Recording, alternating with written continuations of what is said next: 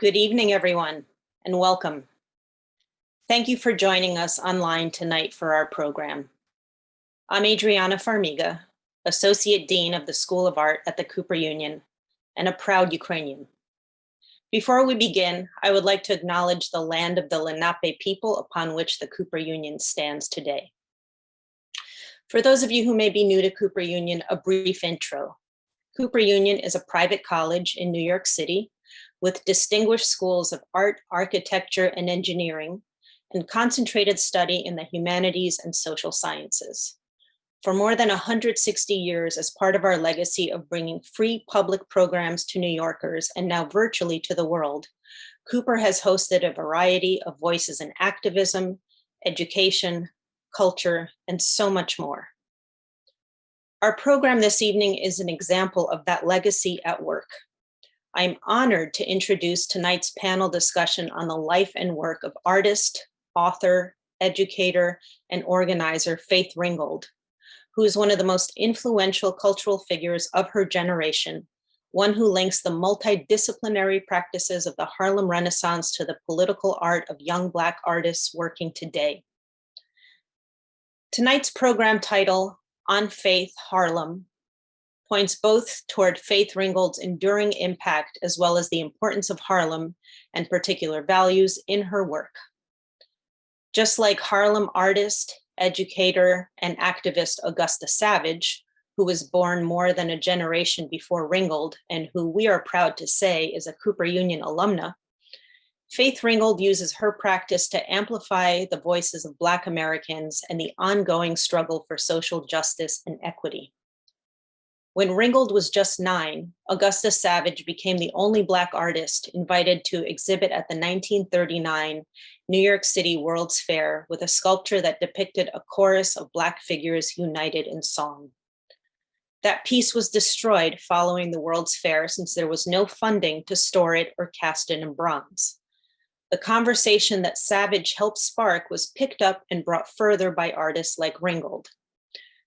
Through work that spans mediums from murals to quilts to performance, Ringgold critiques American injustices and challenges racial and gender inequalities, and we are grateful for it. I would like to take this time to thank our partners for tonight's program, the New Museum of Contemporary Art just down the road from Cooper, and Phaidon Press, which helped gather this remarkable group of writers, curators, and artists. On Faith, Harlem is presented in conjunction with the opening of Faith Ringgold, American People at the New Museum of Contemporary Art. It is the most comprehensive exhibition to date of Ringgold's groundbreaking vision, and it is accompanied by a fully illustrated exhibition catalog co-published with Phaidon that focuses on all aspects of Ringgold's career. And if you missed our opening slides, Phaidon is offering a 20% discount. You can see those details on our website. Thank you again for joining us. Before we get started, please note that closed captioning is available at the bottom of your screen. Now I will turn it over to Andrew Westover, who is the Keith Haring Director of Education and Public Engagement at the New Museum. In addition to their work at the New Museum, Andrew teaches at the City University of New York and is a PhD candidate in education and ethics at Harvard University. Previously, they have held posts at the J. Paul Getty Museum, Herscher Museum and Sculpture Garden, and the Phoenix Art Museum. Welcome, Andrew. Adriana, thank you so much for that generous introduction. Really appreciate all of you joining us today. As Adriana mentioned, I am Andrew. I'm the Keith Haring Director at the New Museum for Education and Public Engagement, and I also join you from the unceded land of Lenape people. I'd like to begin by acknowledging and paying respect to Lenape people, elders and ancestors, past, present, and future.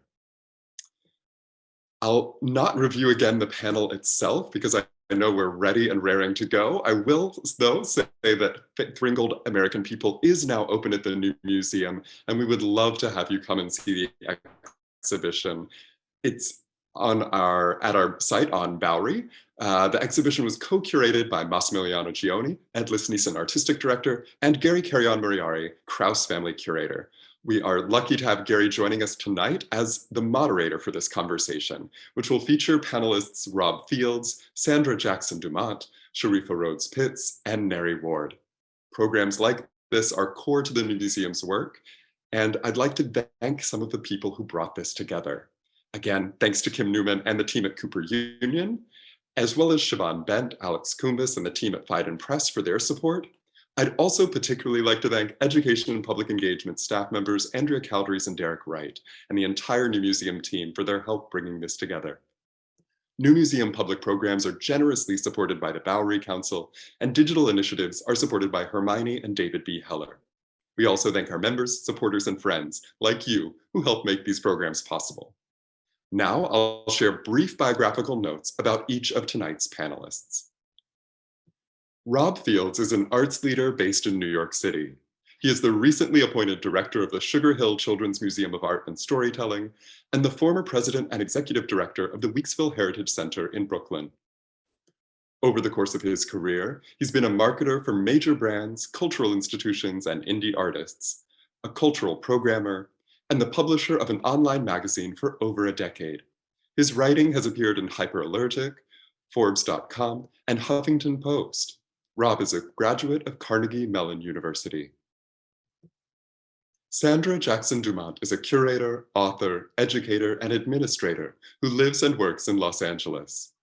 Jackson-Dumont is the director and chief executive officer of the Lucas Museum of Narrative Art, a new museum under construction in Los Angeles.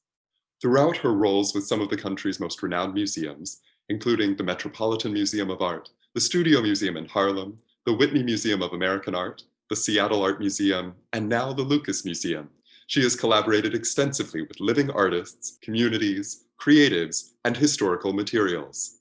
Her work catalyzes the presence of increasingly dynamic and diverse peoples in cultural spaces while exploring timely issues of relevance and concern. She believes that storytelling can foster greater understanding of our nuanced humanity. Jackson-Dumont holds a BA in art history from Sonoma State University and an MA in art history from Howard University. Sharifa Rhodes-Pitts is an author and professor working in Brooklyn, New York.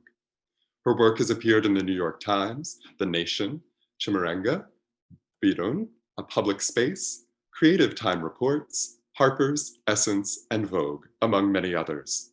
Rhodes-Pitts is the author of Harlem is Nowhere, A Journey to the Mecca of Black America, a New York Times notable book of 2011 and a National Book Critics Circle finalist.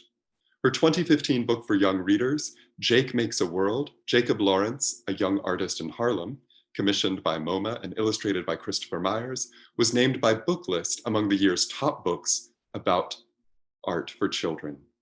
She has received grants and awards from Creative Capital, the Whiting Foundation, the Rona Jaffe Foundation, and the Lannan Foundation. Rhodes-Pitts organizes public programs through the Freed Women's Bureau, gathering collaborators across the fields of visual art, music, theater, film, and education to produce events at venues like Harlem Stage, the Studio Museum in Harlem, the New Museum, PS1 MoMA, and Sidewalks in Harlem. She received a BA from Harvard College. Nari Ward is an artist and professor who lives and works in New York. Ward is known for his sculptural installations composed of discarded material found and collected in his neighborhood. His practice recontextualizes these found objects in thought-provoking juxtapositions that create complex, metaphorical meanings to confront social and political issues surrounding race, poverty, and consumer culture. Select solo exhibitions of Ward's work have been organized at the Museum of Contemporary Art in Denver, the Contemporary Arts Museum in Houston, the New Museum of Contemporary Art, the Institute of Contemporary Art in Boston, and Socrates Sculpture Park in New York. Select group exhibitions featuring his work include Grief and Grievance at the New Museum, The Dirty South, Contemporary Art, Material Culture, and the Sonic Impulse at the Virginia Museum of Fine Arts, Inalienable at the Contemporary Dayton in Ohio.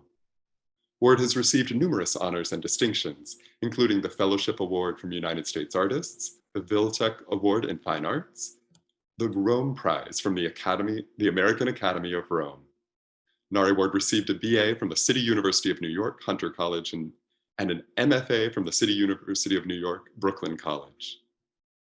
And now, a few small logistical notes. This program will last for approximately 1 hour. If you would like to ask a question, feel free to use the Q&A function at any time by clicking the Q&A button located at the bottom of your screen to type your question. If there's time, our speakers will answer questions throughout or at the end of the program.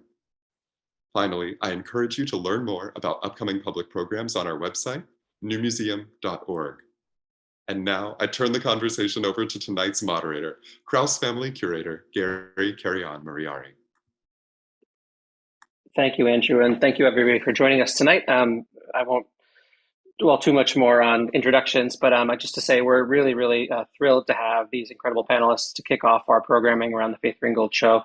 For those of you who've seen the show or those of you who just know Faith's work in general, there's so much, her achievement is so monumental that it cannot really be contained in a single program, and we have some also incredible programs that Andrew and his team have organized that will follow this. I also, of course, encourage you to come down and see the exhibition in person, and also check out the book from Phaidon, which I think also speaks to some of the things we'll be talking to tonight, but also takes it in even further direction. So, but I think it's best to start with some art. As Andrew mentioned, tonight we're going to be focusing on Faith's engagement with Harlem, which is, one of the most kind of longest and kind of important, let's say, relationships in her life.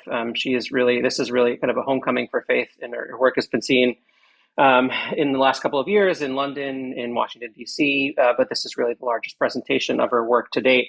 And it continues a long history that she has with the New Museum as well. With the last major museum that took place in New York was an exhibition called Dancing at the Louvre, which took place in 1998, which focused on her French collection quilts, which you can see on the fourth floor of the museum. And she's participated in kind of significant group shows there over the years, including the Decade Show, including shows on craft and art. And so, it was a kind of a logical place for her to be showing. But prior to that, the last kind of major retrospective of her work took place, was really a mid-career survey that took place at the Studio Museum in 1984. So, as much as she is a kind of New York icon, her work has been sorely underrepresented by the institutions in New York. But going back to Harlem, Faith was born in Harlem in 1930 at Harlem Hospital. She grew up for the first 9 years of her life on 146th Street. At the age of 9, she moved to 363 Edgecombe Avenue. So, her childhood, intersects with, significant events that happened through the history of New York and the history of Harlem. She's an alumni of City College. She taught at public schools in the Bronx and in Harlem. And until the early 90s, that she maintained her home and her studio there. So, she is really kind of living part of the history of the neighborhood. And I think, hopefully what we'll find tonight is the way that her work continues to resonate with the art and the culture and the stories that kind of emerge from the neighborhood. So I'm actually going to start with this work here, Echoes of Harlem, which is from 1980. It's the first quilt that Faith makes. It's a collaboration with her mother, who was a fashion designer in Harlem. It speaks to, I think, the larger, kind of social and creative history of the neighborhood. And it kind of follows, in some sense, the kind of let's say the kind of like sort of open kind of embrace of the kind of the color of the neighborhood, the people, in a kind of more, let's say, universal sort of way. If you look at her paintings from the 1960s that follow, an inspiration from African textiles, paintings like U.S. America Black and Party Time, she's gathering together, faces of people from the neighborhood, people that she would have known in her daily life, to kind of capture the kind of the wide spectrum of professions, of emotions, of lives that are lived all around her every day. I think so. Since we're starting with art, and I want to start maybe with an artist, Nari, if you want to come in to the chat at the moment. Part of what I think I think Faith's work, the story that Faith's work tells, is a kind of a larger history of Harlem. That is never really, it's never really fixed. It's constantly evolving and changing and moving. And, Nari, as I mentioned, Faith lived and worked in Harlem, from 1930 until actually 1992 when she moved to New Jersey. And 1992, I think, is a significant date because it's also like, kind of the beginning moments of Nari, your, career in Harlem. And I think, as those of you who saw Nari's show at the New Museum a few years ago, we really kind of tried to cite that show and cite, a lot of your production as emerging from, your engagement with like the realities of Harlem at that particular historical moment. Maybe just to start, if you could tell us a little bit about, your first engagement with Faith and her work, and maybe what it meant to move to a neighborhood, where she really was a kind of like, let's say, iconic figure at that moment when you were just a young artist starting out. Yeah. Hey, great. Hey, Gary, you can hear me. Yeah. So, there's a little bit of backstory to this as well, because When I moved to Harlem, like you said, I was quite young, and I actually moved to Edgecombe Avenue, which is right 150. I think we should also back up, because I wanted to just sort of designate what is Harlem in terms of geographic, because it's changed, right? And my understanding, I think maybe other people might have a different iteration of where that the locale is. But it used to be, when I came into Harlem, it was from 96th Street, pretty much up to 100 and high 50s, 150s, you know, and on the west side, primarily, probably closer to maybe like Fifth Avenue going west. So, and that's changed, and a lot of different pressures have changed that. But that said, my uncle used to be a super in this one building, quite a historic building called 409 Edgecombe, very, very important historic building. And he was super. And I remember faith was really important, very early on, very important to me as a young artist, because even before I even knew her work, because my uncle, he was kind of the patriarch, and he brought all his sisters, my mom, you know, brother, helped us to come to the United States from Jamaica. And he even was able to sort of put us, at least my two aunts, into Edgecombe Avenue, into 409. And he kind of looked over us. And when he found that I wanted to be an artist, it was kind of like, you know, I was a failure. You know, like I was giving up, you know, I wasn't taking advantage of the opportunity to come to the US.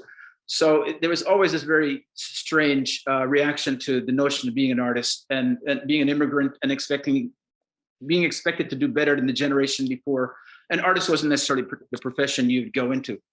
But he, by chance, was able to, and it just so happened, Faith, and I guess maybe it was her ex-husband now, lived in 409 Edgecombe.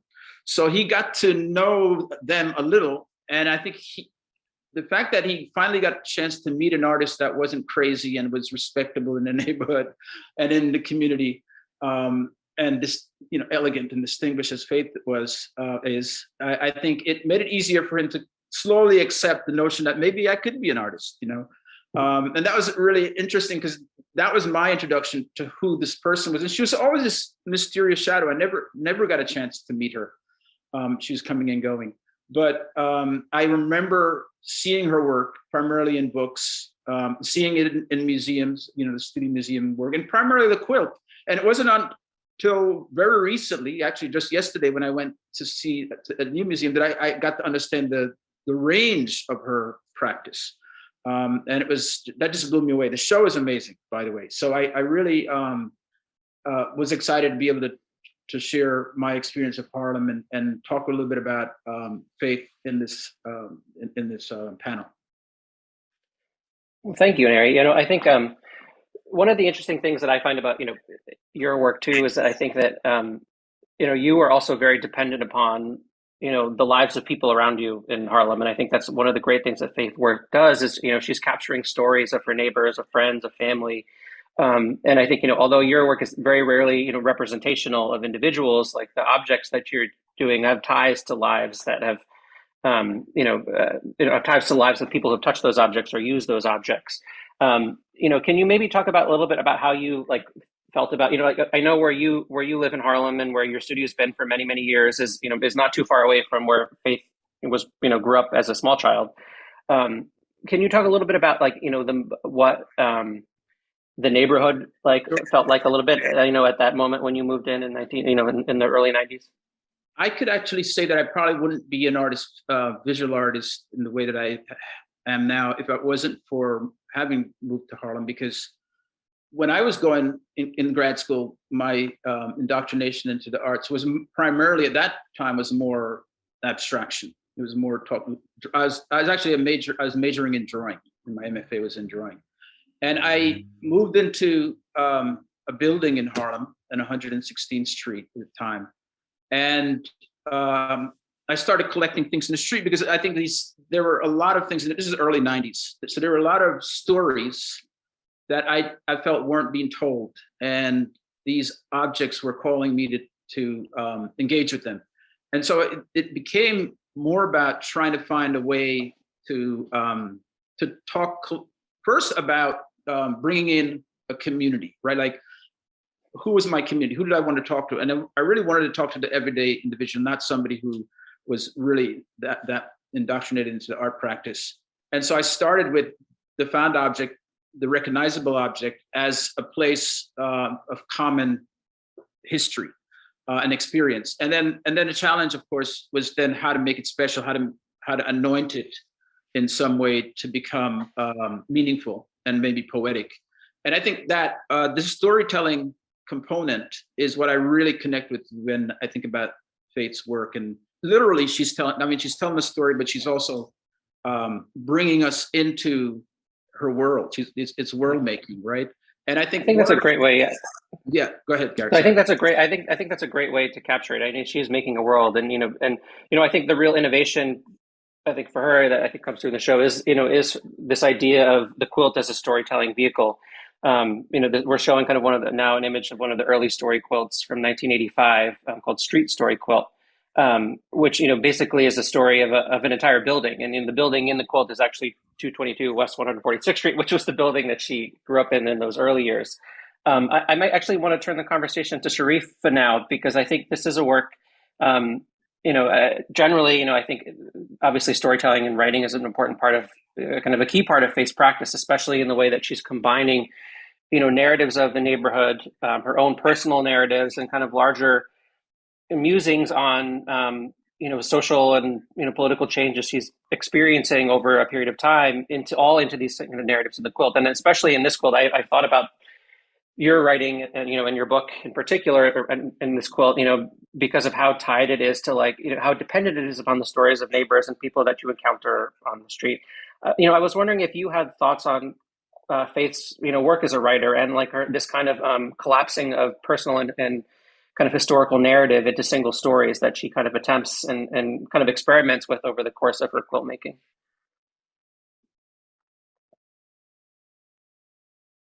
Oop, I think you're muted. Sorry. There you go. Thank you, Gary, and everyone. It's wonderful to be here. I can't wait to see the work in person and be immersed in this world and this work across so many years. I was reminded that I probably first encountered Faith Ringgold's work in a book on the coffee table of my mother's collection of art books. My mother is a visual artist, and I grew up in Houston, Texas, as part of a community of Black artists.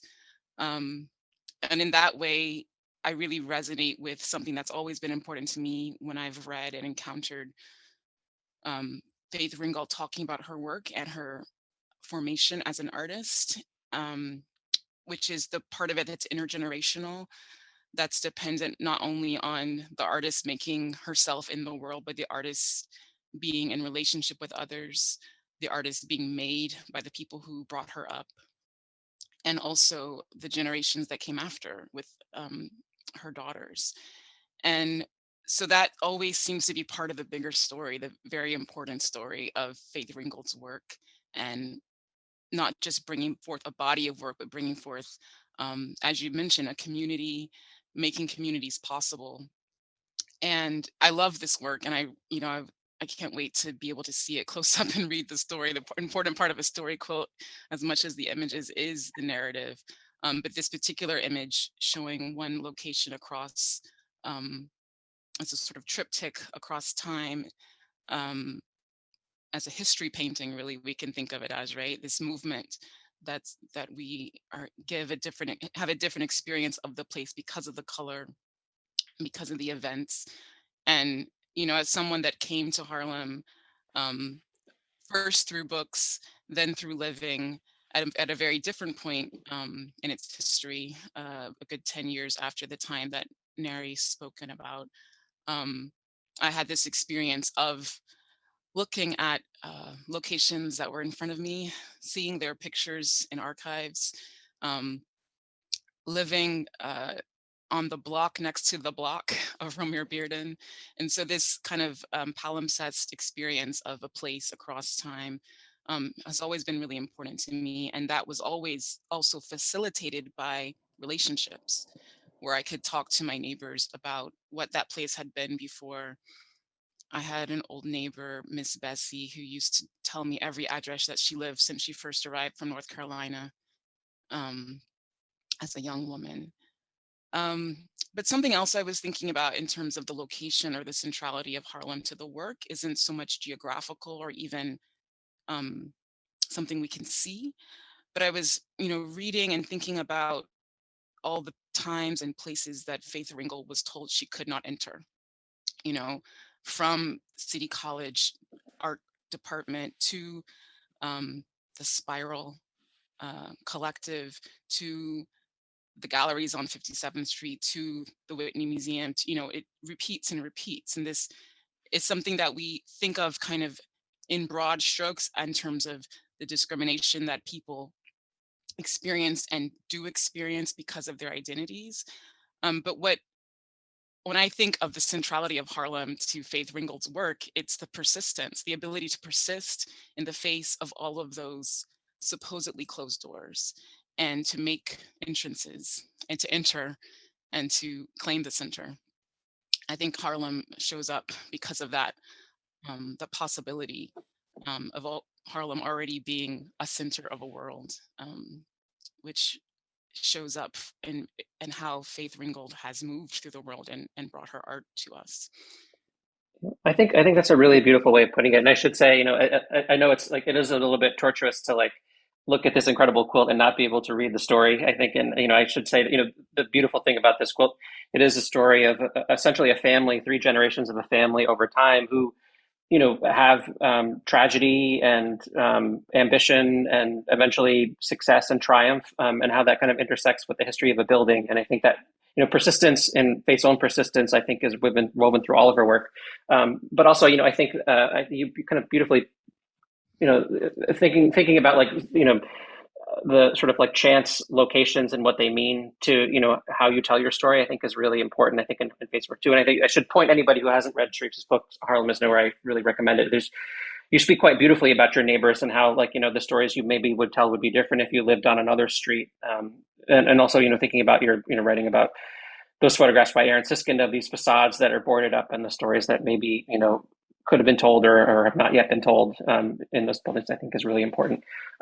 But I think maybe since you brought it up, I think maybe it's a good time to maybe talk to Sandra. I think, one thing I think that Sharifa mentioned is, the kind of persistence in space for Faith for making spaces for her own work. And, I think the time that she emerged in Harlem, essentially, she's already a kind of well-established artist by the time the Studio Museum opens. So the institutions that she's really responding to are the ones that are like, geographically close to Faith, but essentially closed off. So, in 1970, she leads one of the first protests against the New York Museum, against the Whitney, for doing a show of art of the 1930s, not including any Black artists. So no Jacob Lawrence, no Aaron Douglas, no Charles White, none of these really, now canonical figures that you can't imagine telling that story without. At the same time, again, in the late 1960s, early 1970s, she's very much aware, although not necessarily one of the organizers, of kind of the backlash to the Met for their show Harlem on My Mind, a show that kind of proclaimed to tell the story of Harlem without actually having involvement by some of the key cultural stakeholders in the neighborhood. What you see over time is essentially, Faith making a space for herself by adapting her work and making it, let's say, portable. The quilt making device is a way for her to get her work out in the world more frequently, by also seeking audiences in educational settings. She becomes both a public school teacher, but then, makes a career by lecturing at colleges and teaching at colleges. Now, decades on from that, we sort of take it for granted that institutions will show the work of Black artists and collect the work of Black artists, but that doesn't necessarily mean that there's still, hospitable spaces for those artists and for, in many cases, their intended audiences. Sandra, as somebody who's worked at many of these institutions, and I think, during your time in New York, at least, I think made some really remarkable efforts to kind of change the way that museums tell the stories of the artists that they show, and also, find possibilities for people to kind of, to get something from institutions, or to, have an experience with institutions that's meaningful. I wonder if you could tell me a little bit about how you see the legacy of Faith, her work in Harlem, and how that maybe those institutions can maybe tell those stories more effectively today. Yeah, thank you so much. First of all, respect to everyone that's here, but I also want to say that I speak to you from South Los Angeles, California, the unceded territory of the Tongva people and many indigenous folks that have been connected to this land. And I'm grateful for their stewardship over many generations. And I'm really proud to be bound up with them in being caretakers. I would say that I think it's interesting. I feel like every institution I've ever worked at has had some relationship, and Faith Ringgold has, with the exception of one, walked through the door when I was there and done something. And I would say that that speaks to her real interest in having narratives, no pun intended, like building a narrative art museum that everyone asks, what is narrative? And I'm just like, wow, go look at Faith Ringgold's work, look at Cole Scott's work, look at Carrie James Marshall, look at all these artists. And I don't think it's a mistake that a lot of the work that she has done is really putting at the forefront the stories and narratives that are both constructed and also those that are real and or imagined of Black folks. And placing us central to a lot of these spaces. In Harlem, I guess your question is also about how, and I'll speak about Harlem in a second, but your question is also about like how, and how, what are the ways in which, you know, someone like Faith finds herself in the canon of art history in many ways, right?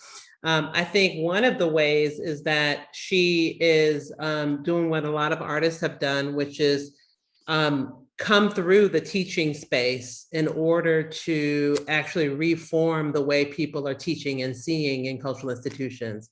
So Faith, we had a children's book festival at the Studio Museum in Harlem, and we asked all these incredible artists to come who made children's books. And one of the things that Faith did was she would show up and she would read to young people. And so they were building their own book collections by building their own visual art collections because these were the artists they were admiring. People like her and Benny Andrews, like I would run behind them because Benny Andrews would do drawings of the kids, like helping them learn how to draw in a little drawing class. And I'd run behind them and say, oh my goodness, you should keep that. Like, remember to keep that to the parents. Or Faith would come over and she would like literally sit next to a kid and put her arm around the child and just sit there and talk to them and make art right beside them. So the museum becomes a studio space, if you will, for someone like Faith Ringgold. The other thing is that I think she has been, when I think about her, I don't just think about her as an artist. I think about her as a scholar. I think about how she used her own resources. A lot of people don't know this. Like, she has a fellowship or a scholarship program where she funds the writing of monographic chapters about Black artists. And she does it by having these garden parties. And then when I think about Faith and her presence in Harlem, I think about her taking Harlem elsewhere. When I think about her, Tar Beach, you know, I mean, talk about the Black imagination, you know, like, you know, she takes like a real act, like sitting on top of a building in Harlem. And this kid imagines all of these spaces that she can travel, Cassie, you know. Or I also think about Faith and how, for me, one of the most amazing things that I feel like I've learned in coming to work in museums is that she actually illustrates in her work how to behave badly in museums, how to actually participate in the transformation of museums just through your own behavior. You don't have to be quiet, you can dance, you can do, and it sounds like a little gesture, but it's actually a lot of what I've built my career on. You know, the public programs and the exhibitions and things like that that I've worked on are really tied to behaving how you would behave at home, how you would behave out somewhere else that you really enjoy, and bringing that into the cultural spaces. So I don't know if I'm answering your question, but I think that what she's doing is bringing the lives that people live into these spaces in ways that also are pretty, I don't know, I think they are at once joyful, radical, and pointed. And then the final thing I would say is that I love the fact when I look at pictures of Faith Ringgold protesting, like there's a great picture of her and Michelle Wallace as a young girl out in front, like wearing a sign, like really, wow. But when you see, you can look at another picture of Benny Andrews too, the one who organized all those artists, like with a sign, and there's a kid next to him. And so they thought about how they brought an intergenerational approach to this work. And so I think that's why her presence is staying across generations. It wasn't just meant for her peers and her contemporaries inside and outside. It was meant for many generations to hold it. So hopefully, I don't know if I'm answering your question, Gary. No, that's beautiful. That was perfect. Yeah. And yeah, I mean, I think that like all of that activity, I think, it's, I think for many people invisible, all those things that Faith has done. I think you see the objects or maybe read Tarbiche, but you have no idea like how long and how hard she worked to do all those little things. And, there's some wonderful stories about her, being a public school teacher, in the mid 1960s and, bringing Norman Lewis into the classroom, for an arts festival or, bringing these, bringing musicians and, and famous figures because they're part of the neighborhood. And like, to give access to history and creativity on that level is something that, just sort of the openness and the democratic nature of that is very, very unique to Faith, I think, amongst almost any artist I can think of. So I have a picture of Tarbiche right now, which I think obviously, we have to talk about Tarbiche because I think it's so much of, it's an incredible quilt. It's also, surprisingly in the collection of the Guggenheim for many years, which I think is also like, we looked at the Street Story quilt, which is in the collection of the Met, and it was brought in by Lowry Stokes Sims, like a legendary curator, a friend to many of us on this panel. But I think a quilt like this is, I think, one of the great New York artworks that exists in the city. And of course, the children's book became a real sensation. I think we have in our catalog for this exhibition, we have texts by artists in the show, by Jordan Castile and Diedrich Brackens and Chabalala Self, and Chabalala's from Harlem, but Diedrich's from Texas and Jordan's from Denver, and they all their imagination of Harlem was shaped by Tarbiche, which I think is really an incredible thing, that it's both about, living in Harlem and imagining and elsewhere, imagining all these possibilities, but also turning Harlem into a mythic space, which I think is really important. That's a process that's still happening in 1988, which I think is, we kind of tend to think of like the past experiences of Harlem, but the fact that, that myth is still being written at that time. I wanted to maybe bring up Rob in now, if you're there, Rob, and, the Sugar Hill Museum, is an institution that, is very much connected to its surroundings and to the community, and to the possibilities of storytelling for bringing individuals and a young generation into contact with creativity. I'm wondering if you could talk a little bit about like the impact that you think Faith has had on your institution. There was actually a really beautiful show that I saw there, I don't know now, at least maybe estimate at least 3 years ago now. It was, pre-COVID, that showed the illustrations from a lot of Faith's children's books and also some of her really wonderful sculptures, which I think I have an image of, maybe one of right here, from her Harlem series, these individuals, portraits she was making of people in the neighborhood. Maybe you could talk a little bit about that connection as you see it. Certainly. And again, as Sandra and the other panelists said, I want to just shout out everyone here and thank you guys for this opportunity to talk about Faith and what we're doing here at the museum. The museum is very much deeply inspired by Faith Ringgold and the example she set. It is inspired by this belief that storytelling is not just the book. It is not just oral, but it also very much involves music and puppetry and costumes, all the things that made up Faith's work. And one of the, the thing that Sandra was mentioning in terms of her history and experience as a teacher, but also as a student, when we look back on her time at City College and being encouraged by her professor to trust her instincts, she took that whole approach with her students in terms of how she encourages them. And that has certainly influenced the way that we are building our programs and our experiences around this idea that, children are natural storytellers, children are innately intelligent, and that we are not predetermining their destination with their creative activities, but we provide materials, we provide the inspiration for them to do their own explorations. And that was very much in keeping with Faith's approach to storytelling, to education. And then lo and behold, one of our board members, Steve Seidel, who's a noted education scholar, says, oh, that's this thing called Reggio Emilia, this whole educational framework. But Faith was doing it for a long time, and probably developing it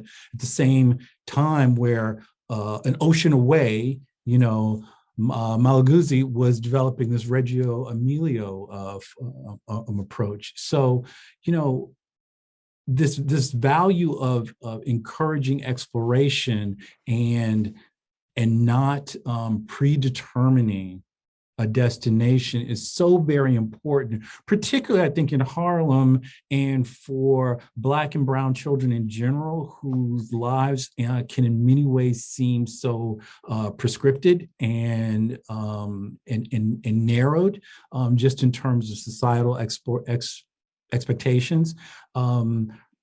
What Faith brings to her work, what we try to be about is an expansiveness, and that is certainly inspired by, Faith and her curiosity, her intellectuality, and we want to bring that to the children and the families who come here to the museum, to be exposed to wonderful contemporary art by people who are related to, have been influenced by Harlem, West Harlem and Washington Heights, and can use that work as a jumping off point for them to explore and begin to create and know that their creativity and their creative instincts are valid. And they can also be in a situation where they're not just creating solo, but they are doing it with their parents and caregivers and aunts and uncles, and they're learning that collaboration is one of the keys to great citizenship. And so I think that is certainly one of the big things that we take from Faith and this inspiration in her example. Thank you, Rob. So you can see I've moved on a little bit just to show a few of the other works in the show. One of the kind of great, most kind of ambitious storytelling series after the Street Story quilt is The Bitter Nest, which is from 1988. It's a 5-part series of quilts. These quilts are quite remarkable because they're also, a way of, Faith kind of working out her own kind of family, family issues that all families have between, mothers and children and things like that, but through the lens of like an experience of Harlem. And, she kind of transports her own relationship with Michelle back to the Harlem Renaissance era. And I think that's really, a remarkable thing to be able to kind of project yourself back in time and to, imagine, essentially in Faith thinks, she probably, did have some interaction with some of the figures who appear in her work eventually, but, also like, creating kind of impossible dialogues with people between times, which I think is one of the kind of very special things about her work is, the kind of imaginary around Harlem that she creates. So I wanted to ask, either, both Nari and maybe also Sharifa too, how, let's say, Faith's kind of creative, like, imagination around, let's say, the Harlem Renaissance. This is a piece called The Harlem Renaissance Party. And in this particular quilt, the mother, who is essentially Faith, dressed in this costume, is embarrassing her daughter seated there at these dinner parties where you have people like Alan Locke and you have, Count Cully and you have, Zora Neale Hurston, as these dinner guests, who are willing to listen to her own stories. So maybe we'll start with Nari. Like, what do you think about, as a young artist living in Harlem, and now I'm sure you as a professor at Hunter work with artists, local young artists too.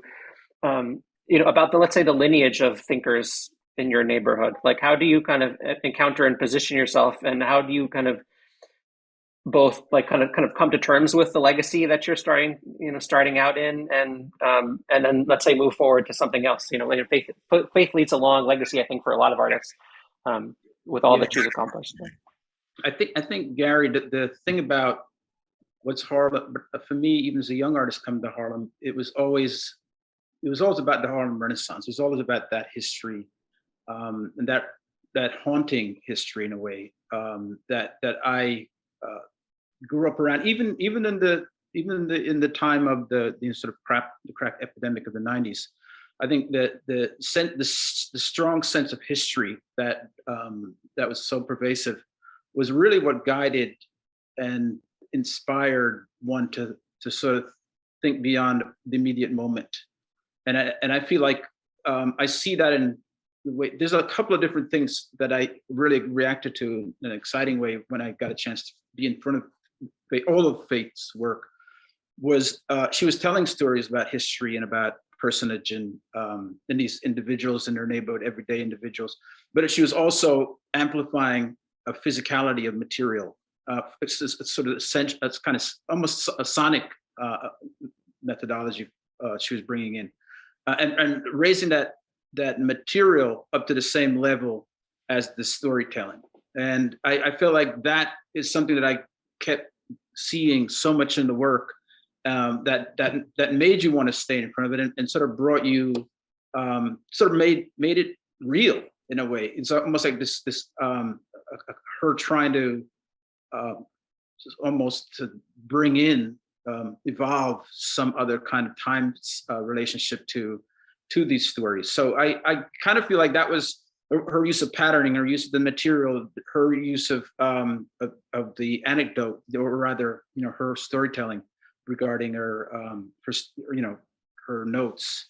I felt all of that was like music. It was what I mean by that is like there were all these different notes that were in some kind of syncopation, in common syncopation, but also sort of against each other in a really intriguing way. I think it's great. Maybe Sharifa, to rephrase the question a little bit for you, like, I think one thing that comes through in Faith's work, and also I think just reading about her life, and also, Nari, of course we've known each other for a long time, like, talking about your life, the proximity to history and like the kind of heaviness of those legacies that I think are concentrated in Harlem, like in very few other places in New York, I think. I think that's something that comes through in Faith's work a lot. I mean, I wonder if you have anything, let's say think about that weight of history, concentrated in Harlem, and maybe how Faith navigates it, or sometimes, even, like putting yourself at a dinner party with these figures is a pretty like, an amazing and a quite bold kind of move to make, I think. Yeah, I mean, it's a matter of tradition, and in the sense of the word, that isn't just about doing what came before you, but to use this word relationship again, being in relationship with what has come before you. And you talk about the heaviness, and I'm thinking of a kind of lightness, because I'm thinking about the beautiful mosaic in 125th Street. I don't know if you have a slide of that, but I do, yeah. As I was thinking about this event, I realized that I haven't ever stood in that station and not studied this mosaic, because it's so captivating. It's so, and I don't live in Harlem anymore, or in the city anymore, but just like this was such an anchor for me, that I could stop and look at the Schomburg and look at the people flying by and look at Garvey flying, like this artwork. And if any people who are in the audience haven't had the chance to go and stand in front of these mosaics, I implore you to do so. Something about the experience of it's a familiarity I would agree with the term haunting, but also just a proximity to these figures, and to be with them in flight is a great invitation that she gives us with this artwork. And I love it so much. And I love thinking about all the times I stopped when I could have just been looking at the train tracks, but I could study this and be transported by it. Yeah, no, I think the proximity thing is so amazing. I think even, Nari, you talk about your uncle, being a super at 409, and, Faith talks about, they took over Dinah Washington's apartment, and that was like the last person who lived there before. But, the proximity is so amazing. And I think it may be one of the things that makes it such a special place for her and her work, and allows her to kind of, dream of these impossible things, which become, reality for her in many ways. Like, to have those kind of dialogues, it comes from that proximity to history. The other thing that's really great is looking at these figures flying, is very rarely do any of the figures belong. They don't get trapped in their spaces. They always seem to be momentarily there. And I feel like, as opposed to narrating a scene, right? Like, even when she's going back and looking at the European paintings, she uses humor to break you out of that moment, right? You're always being pulled in and out of the frame. And I feel like that's what she's always calling us outside of the frame. Like, she's her methodology of life is sort of revolved outside of that. Yeah. And I think too that, like Sharifa was saying, rather than a heaviness, we have to remember that she was born, the Harlem Renaissance is kind of over by 1935-ish, but like a sonic boom, the boom comes after the plane is passed. And so she's still living in this place that has this memory of people like Duke Ellington and Louis Armstrong and Paul Robeson and County Cullen, and just the richness of the environment is another thing that I think lends itself to her expansiveness in her work, and that community that we've talked about earlier is really the buffer against the racism and sexism that she experiences, and yet she is able to, this anyone can fly kind of mentality that she has is so liberating and uplifting that, we just stopped to think about that she was born a month after Sonny Rollins, and they were like, they're friends. That is crazy to me that, she's friends with the saxophone colossus. These were her peers, all these great people in Harlem, and she was inspired by them. So I don't want to look at it as a kind of the weight of history, but, it's kind of like, in many ways, it's like Daoud Bey says, when you engage in an art, you are part of a long conversation with everyone who's done it before. And I think that's what Faith Ringgold extends and brings us all in conversation with. I had to bring up, because you brought it up, Sunny's quilt, which is the quilt here on the left. And, as you mentioned, she was childhood friends with Sonny Rollins, and has maintained the friendship over the years. This is one of my favorite quilts of hers. It's an image of Sonny Rollins practicing on the Manhattan Bridge, something we all know about Sonny Rollins. But this is also it's a great reflection on Joseph Stella's, Brooklyn Bridge painting from the 1930s. So she, even when, the work seems like intimate and kind of effortless, it's like such an intelligent and just brilliant, it's just kind of a reflection, but more than a reflection, just a kind of play with history in a really beautiful kind of way. And I think you even see that, going on in her work.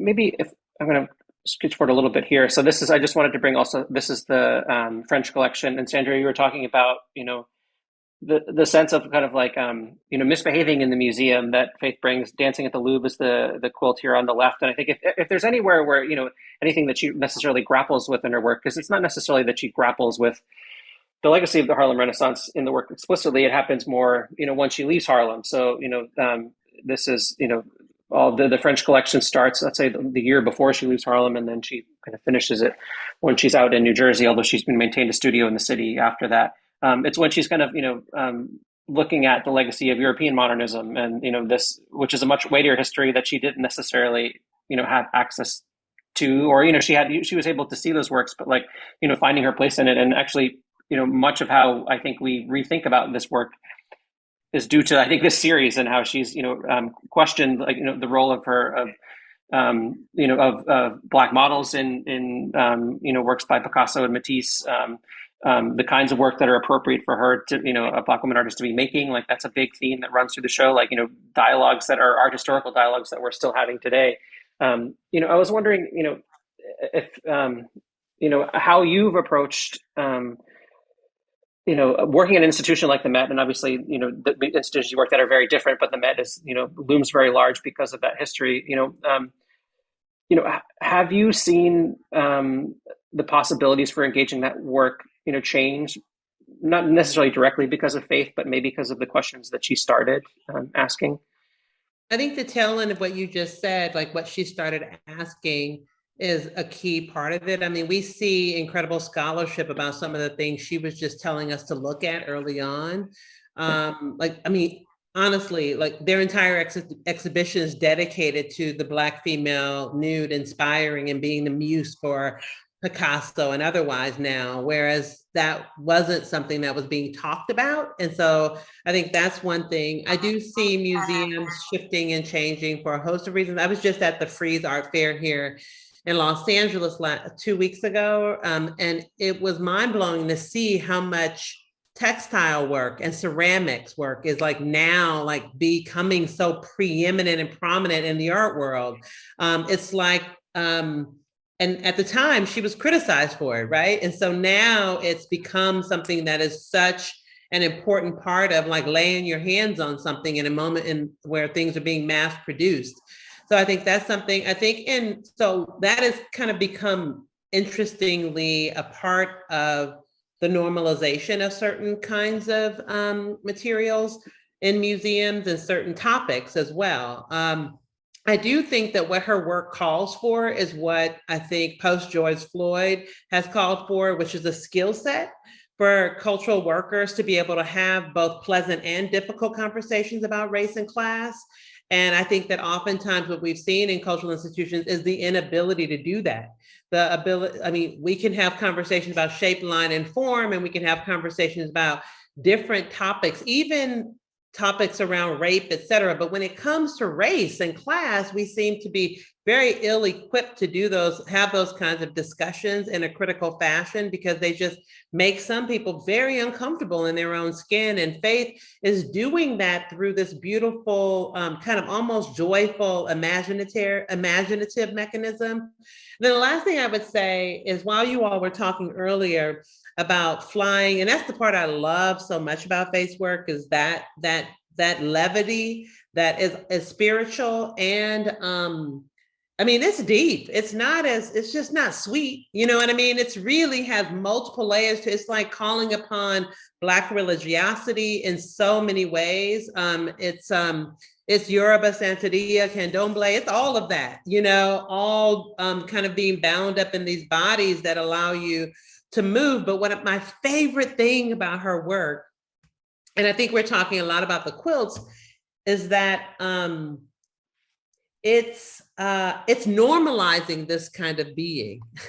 It's normalizing the notion of flying. It's normalizing, like, even those paintings of like, there's blood splashing everywhere, but it's like normalizing and I don't mean kind of like normalizing it so it's just easy to look at. It's an attempt to normalize discussion about these issues.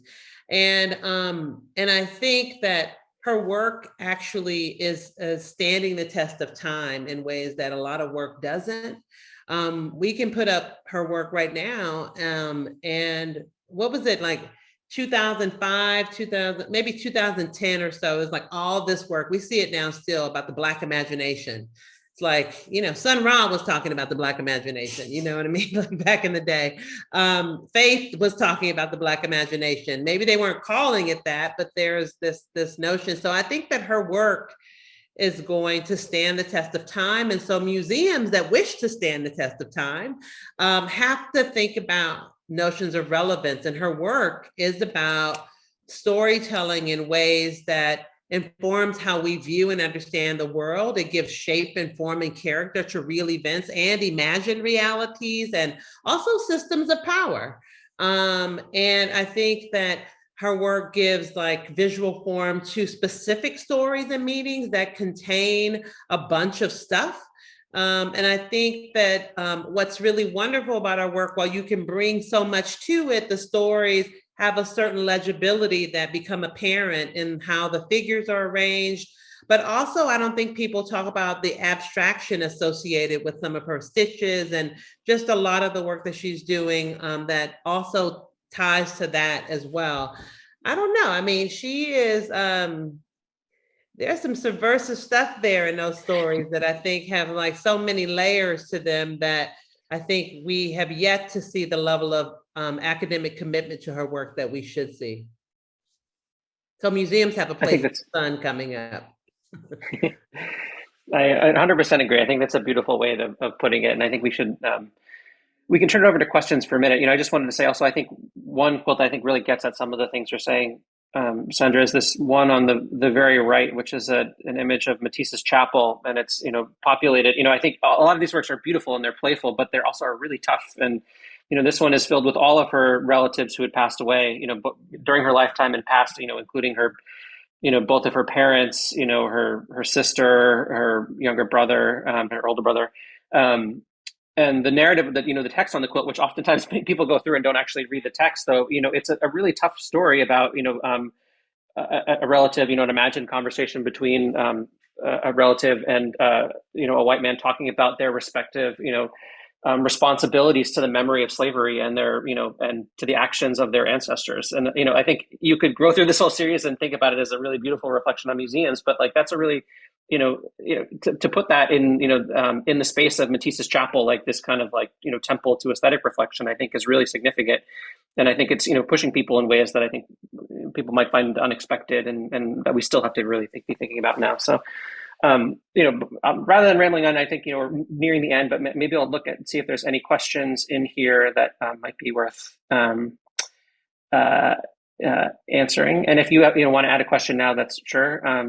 Did Faith Ringgold and Jacob Lawrence have a friendship? That's a good question. I think they certainly knew each other. Lawrence was part of the Spiral group, which denied Faith membership, early on in her career, which was, the prominent organization for Black artists, which only had one member. And I think, although she did have, engagements with figures like Lawrence and Bearden, I think she had to make her own space. She joined a gallery that was, which was not devoted exclusively to Black artists, but she, did much work to kind of to create space for the kind of work that she was making and for the, urgency of the kinds of work that she was making that I think changed a lot that happened afterwards. But she certainly knew Lawrence and she certainly knew, all of those living figures. Are there ecrastic poems inspired by Faith Ringgold's art? I don't know.